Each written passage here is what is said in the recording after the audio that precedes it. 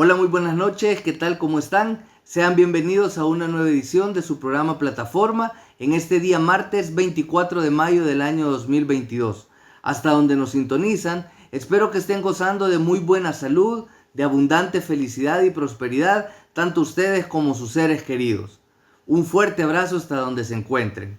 Quiero empezar este programa enviando un especial saludo para los amigos Miguel Blandino y Ramón Serrano, que estuvieron interactuando a través de redes sociales, específicamente a través de la página de YouTube de Informa TVX, sobre la temática que desarrollamos el martes anterior, donde hablamos de las prioridades de los trabajadores, haciendo referencia específicamente a los convenios de la Organización Internacional del Trabajo que fueron ratificados en la plenaria desarrollada la semana anterior en la Asamblea Legislativa.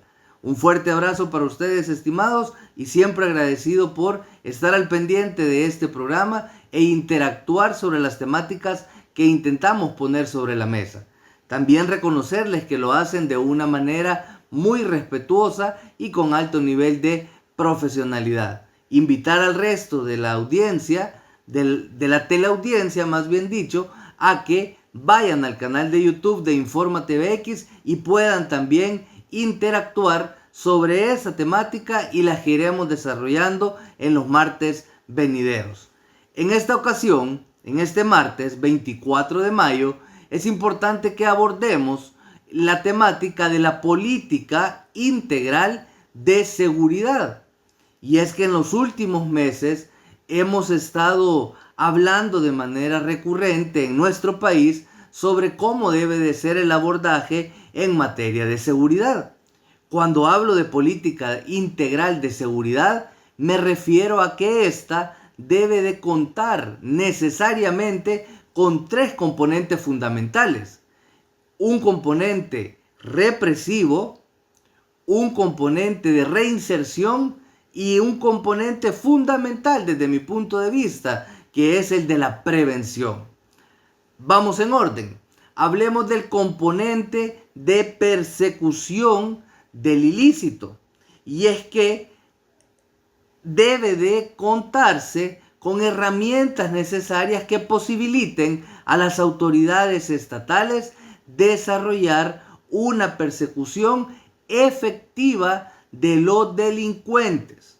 Toda aquella persona que haya cometido un ilícito debe de ser perseguida como mandata la normativa vigente y puesta a disposición de las autoridades judiciales, a quien se le debe de respetar el debido proceso. Ahora bien, ¿por qué hago referencia a la persecución efectiva de los delincuentes? Porque se espera que en el ejercicio de las competencias que poseen, por ejemplo, la Policía Nacional Civil, el organismo de inteligencia del Estado, sean capaces de individualizar a quienes hayan cometido, a quienes se les atribuya la comisión de un delito y darles esa persecución efectiva. Claramente me refiero a las personas a quienes se les impute, a quienes se les logre demostrar un ilícito. Esto no debe de dar pie a que profundicemos en capturas indebidas, capturas arbitrarias que lamentablemente, y en el marco de este régimen de excepción que aún sigue vigente, se han visto más expuestas de cara a la población, donde personas que no tienen nada que ver con la comisión de un ilícito, lamentablemente han sido capturadas.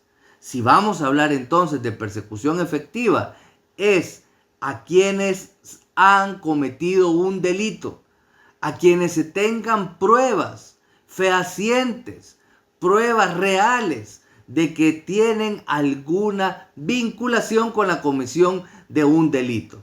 No se puede bajo ninguna premisa estar desarrollando capturas aleatorias y peor aún, capturas únicamente porque se presume, porque se considera que las personas al habitar en una comunidad vulnerable, en una comunidad en riesgo, pues son posibles delincuentes.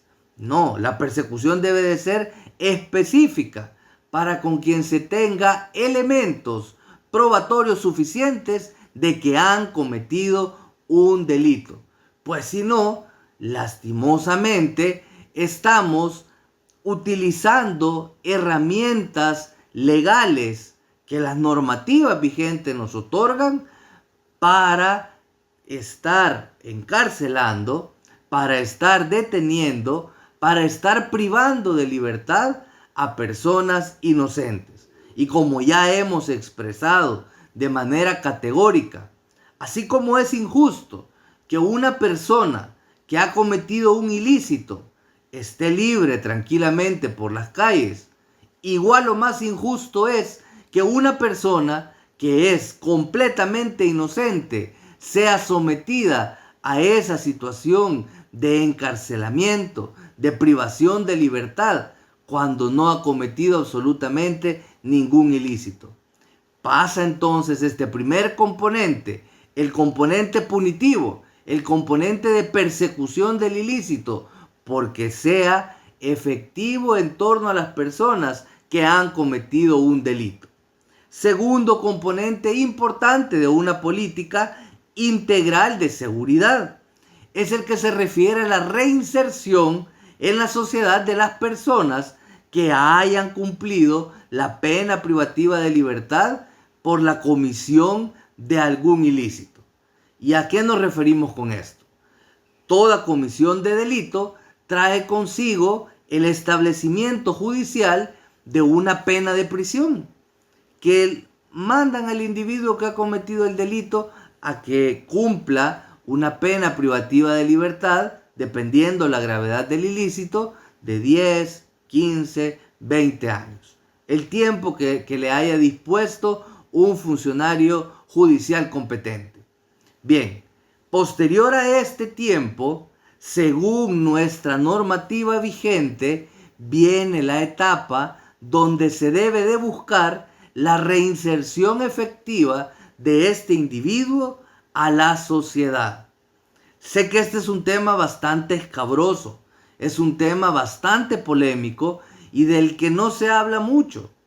En tanto, se considera que es muy difícil, prácticamente imposible, que una persona que ha sido vencida en un juicio y a quien se le ha demostrado su culpabilidad en un delito, que ha cometido un delito, pues que logre superar esa situación y se reinserte de manera positiva, de manera favorable a la sociedad. Sin perjuicio de ello, es importante tener en cuenta que han de impulsarse proyectos desde los distintos espacios de la sociedad tendientes a generar oportunidades para que estas personas puedan reinsertarse de manera positiva a la sociedad. Sé que es complejo hablar del daño que pueden haber causado a la sociedad. Indudablemente, dependiendo del ilícito que se les haya probado, seguramente existen víctimas, familiares que aún están pasando ese momento de dolor que les causaron. Ahora bien, no por esa circunstancia hemos de obviar lo que implica una política integral de seguridad, donde se ha de tener la posibilidad para quienes así estén convencidos de hacerlo. Ojo con esto, porque si una persona que ha sido vencida en un proceso, que ha cumplido una pena privativa de libertad y no tiene intención de ser reinsertado en la sociedad, pues difícilmente se puede generar algún tipo de programa que le lleve a tomar esa decisión. Parte de la voluntad del individuo que se equivocó, que cometió un delito durante una etapa anterior de su vida, pero que ahora debe de tomar la determinación de buscar reinsertarse de manera positiva a la sociedad con el objeto de resarcir ¿por qué no decirlo? El daño causado a la sociedad misma. Tercer componente, y desde mi punto de vista, el más importante de una política integral de seguridad, es el tema de la prevención de la violencia y de la inseguridad. ¿Y por qué considero que es el más importante? Porque es el único de los tres componentes que es capaz de garantizarnos que en un proceso, que en un futuro, las condiciones de convivencia que existen en nuestra sociedad sean distintas. Porque precisamente la prevención parte de desmontar los factores, desmontar esos anclajes que profundizan la violencia e inseguridad, pasando de generación en generación. En la medida en que se le apueste de manera decidida, muy convencidos los distintos actores de nuestro país a políticas de prevención de la violencia, pues en esa medida vamos a lograr generar ese país al que finalmente todos, creo yo, que anhelamos. ¿Y a qué nos referimos con las políticas que tienen que ver con prevención de la violencia e inseguridad? Vamos a hablar en un primer momento de la educación en valores y principios en la niñez desde los primeros años. La base fundamental para crear hombres y mujeres de bien para nuestra sociedad, creo que hemos de coincidir que lo encontramos en la educación.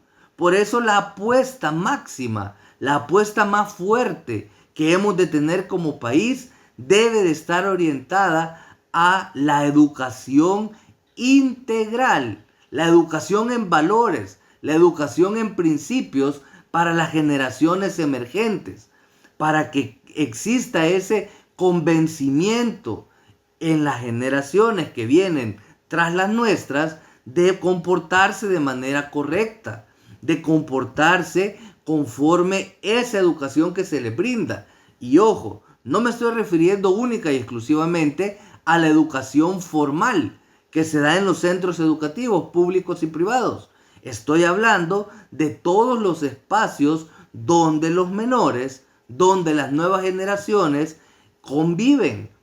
Primer lugar donde conviven es en los hogares. Es en los hogares donde empieza, donde debe de forjarse esa educación integral. Segundo punto importante, segunda apuesta en materia de prevención de la violencia, y es que se debe de buscar generar oportunidades reales de empleo y superación para los jóvenes. Cuando hablo de empleo, vengo reiterando en distintas ocasiones que existe una normativa de ley del primer empleo que en definitiva no está dando los resultados esperados. Podríamos conocer las estadísticas de la implementación de esta normativa y nos enteraríamos que es bastante escasa la incidencia positiva que ha tenido en la generación de oportunidades para jóvenes.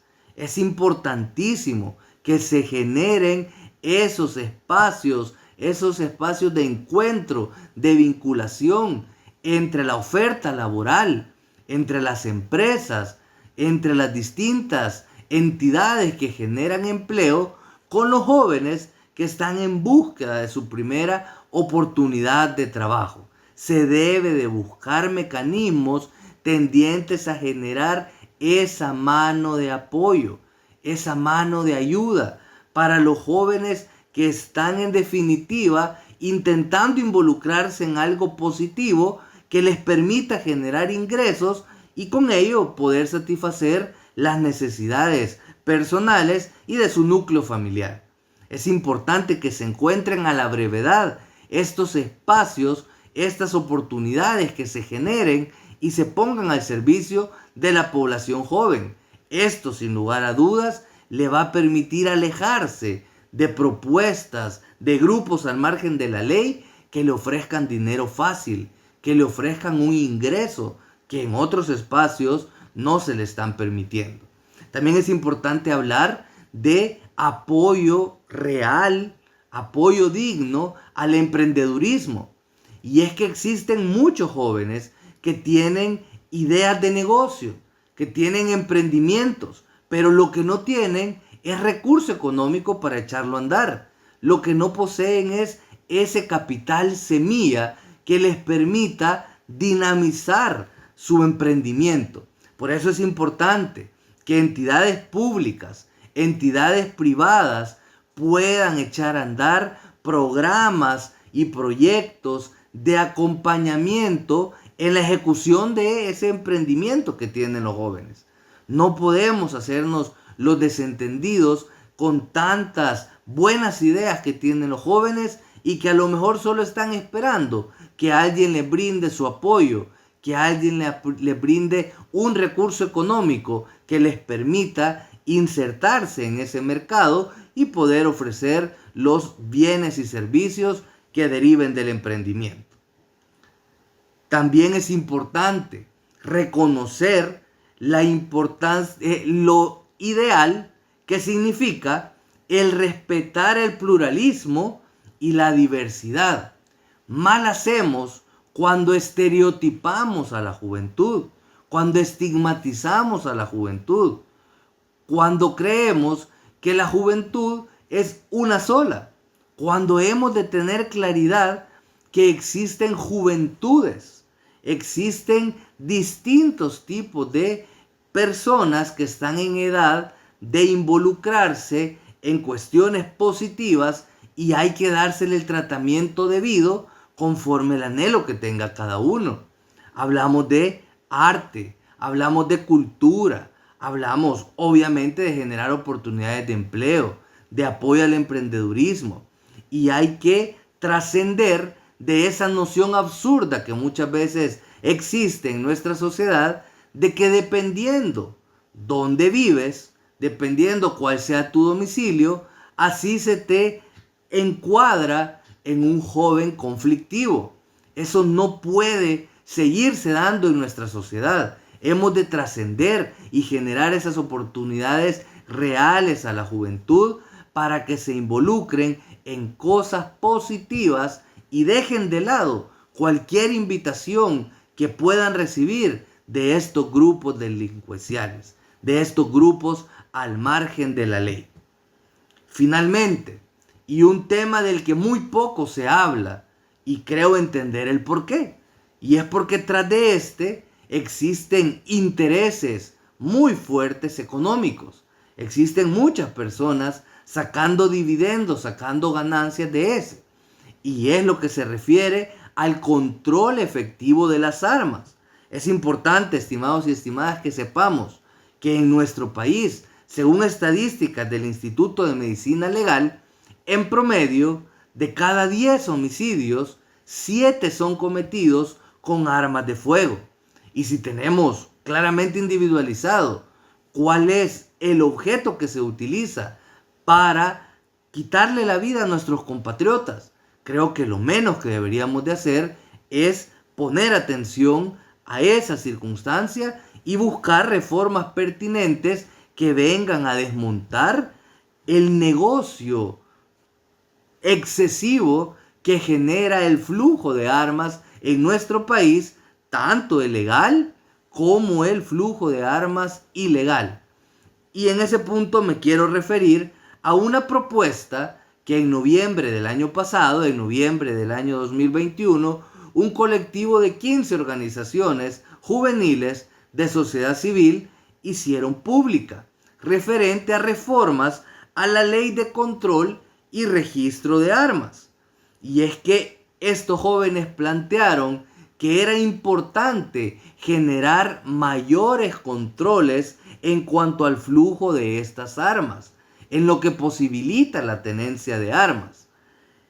Un monitoreo permanente de cómo se mueven las armas en nuestro país, tanto legales como ilegales.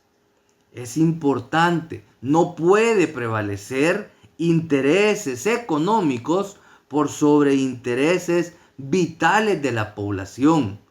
Se debe de controlar ese flujo de armas. Se debe de realizar procesos de desarmar a los grupos delincuenciales, que es claro que este es un mecanismo, que este es un medio que les sirve para el cumplimiento de sus objetivos. Atención entonces a los tomadores de decisión de la Asamblea Legislativa, a esta propuesta que se hizo pública y que se presentó a la sociedad en noviembre del año pasado, referente a la Ley de Control y Registro de Armas. Bien harían con revisar este punto e incluirlo en la agenda de discusión que se tiene al interior de la Asamblea Legislativa. Hay que abrirse a la población, hay que abrirse a los colectivos de ciudadanos, que lo que queremos es sumar esfuerzos y propuestas que vengan a atacar las raíces de las problemáticas de nuestro país, las raíces estructurales de las problemáticas en nuestro país. No hay que tenerle miedo a lo que diga la población, a lo que diga la sociedad civil. Hay que involucrar, hay que unir, hay que intentar unir esfuerzos en torno a la dignificación, finalmente, de la vida humana, que es una apuesta que ha de trascender, o que debería de trascender, de cualquier sesgo ideológico que pueda existir en nuestra sociedad. Para finalizar este programa, quiero referirme a la beatificación de Óscar Arnulfo Romero, que tuvo lugar ya hace 7 años, el día de ayer, 23 de mayo, y destacar los grandes mensajes y enseñanzas que nos dejase en su paso por esta tierra. Y voy a culminar con una frase que tiene mucho que ver con lo que debemos de encontrar como sociedad. Monseñor Romero dijo, San Óscar Arnulfo Romero dijo en su homilía de fecha 10 de julio de 1977, no se puede cosechar lo que no se siembra. ¿Cómo vamos a cosechar amor en nuestra república si solo sembramos odio? Y este es un cuestionamiento que San Romero nos hace hoy día, en pleno año 2022, a cada uno de nosotros. Tanto tomadores de decisión, como población, como integrantes de cualquier colectivo o de cualquier fuerza viva en nuestro país.